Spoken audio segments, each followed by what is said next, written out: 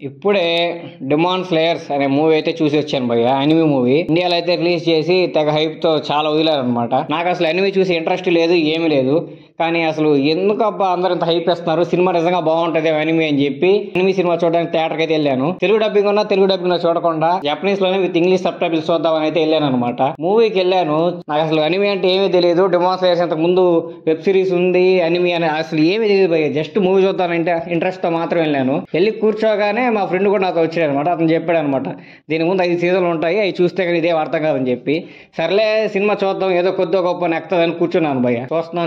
చూస్తున్నాను నాకైతే ఏం అర్థం కావట్లేదు భయ్య. చూస్తున్నాను నా ఏమి కొంచెంసేపటికి ఎంత చిరాకు వచ్చేసిందంటే ఇంకా సినిమా చూడలేక నిద్రపోయాను. అంటే సినిమా బాగుందా బాగాలేదా అంటే నాకేం అర్థం కావట్లేదు.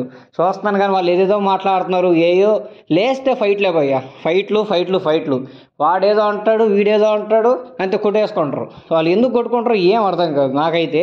ఎందుకంటే అనిమీ చూసే వాళ్ళకైతే అలవాటు ఉంటుందేమో. అనిమీ చూడకుండా నేను డైరెక్ట్గా సినిమా థియేటర్కి వెళ్ళిపోయి చూద్దాం సినిమా అంటే కష్టమే. ఫస్ట్ హాఫ్ అయితే కొంచెంసేపు నా వల్ల కాలేదు సీట్లో కూర్చోడానికి. అట్ట తిరిగాను కూర్చున్నాను, ఆ గేమ్ ఆడాను, ఈ గేమ్ ఆడాను. ఎప్పుడెప్పుడు బ్రేక్ ఇస్తారా స్వామి అని వెయిట్ చేశాను. లాస్ట్గా బ్రేక్ ఇచ్చారు భయ్య. అమ్మయ్య బ్రేక్ ఇచ్చారు, గెలిపోదాం అనుకున్నాను. సర్లే సెకండ్ హాఫ్ అనే ఏమన్నా బాగుంటుందేమో అని చెప్పి కూర్చుంటే సెకండ్ హాఫ్ స్టార్ట్ అయింది. అలా చూస్తూ ఉన్నాను, ఏం అర్థం కావట్లేదు. ఏంద్రా స్వామి ఎంతసేపు ఈ సినిమా అనుకున్నాను. అప్పుడే ఒక సీక్వెన్స్ వచ్చింది. ఆ సీక్వెన్స్ వచ్చాక ఏదో ఇంట్రెస్టింగ్ ఉందిరా బాబు అనుకున్నాను. సీక్వెన్స్ చూస్తున్నాను. నాకు అర్థమైపోయింది నెక్స్ట్ ఏం జరుగుతుంది అని చెప్పి.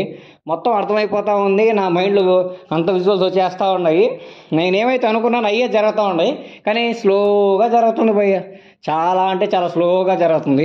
థియేటర్లో అందరూ అరిచేస్తున్నారు ఓ అని చెప్పి, తెగ అరిచేస్తున్నారు. మనకేమో ఏం అర్థం కావట్లేదు, వాళ్ళు ఎందుకు అట్లా అరిచేస్తున్నారు, ఇది ఆల్రెడీ చాలా సినిమాల్లో చూసాం కదరా, ఎందుకు అంత అరిచేస్తున్నారు ఏం అర్థం కావట్లేదు.